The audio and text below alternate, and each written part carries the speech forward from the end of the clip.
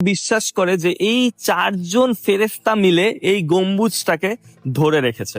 জনার মুখ কিন্তু ঢেকে ফেলা হয়েছে, কিন্তু একজন ফেরেশতার চেহারা হঠাৎ করে 2009 সালে রিভিল হয়ে যায়। আর বন্ধুরা, এই পর্দার পিছনে আপনারা যেই ছবিটা আঁকা দেখতে পাচ্ছেন, বলা হয় যে এখানে কিন্তু মরিয়ম আলাইহি ওয়াসাল্লাম আর ঈসা আলাইহি ওয়াসাল্লামের ছবি আঁকা আছে সুন্দর করে।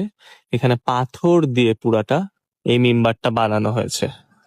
আর ঠিক তার পাশেই, যেটাকে আমরা বলি মেহরাব, যেখান থেকে নামাজ পড়ানো হয়, এই জায়গাটাও কিন্তু ছিল না, যেহেতু এটা চার্চ ছিল।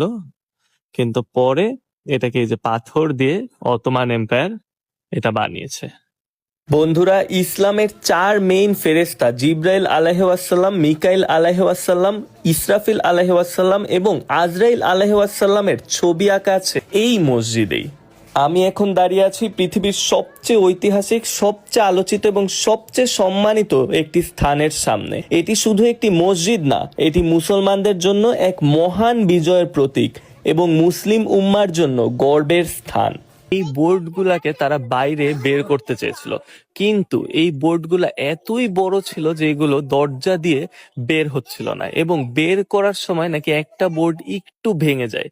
তাই তখনকার যারা রেসপন্সিবল পার্সন ছিল তারা এই এমনকি প্রিয় দর্শক, আপনারা শুনলে অবাক হবেন যে ইসলামী ইতিহাসবিদদের মতে যখন 570 খ্রিস্টাব্দে হযরত মুহাম্মদ সাল্লাল্লাহু আলাইহি ওয়াসাল্লামের জন্ম হয়, তখন এই মসজিদের গম্বুজে একটি বড় ফাটল দেখা যায়, এবং এই ফাটল দেখার সাথে সাথে সেই সময় এই গির্জার যেই পণ্ডিতরা ছিল তারা একটি ভবিষ্যৎবাণী করেছিল।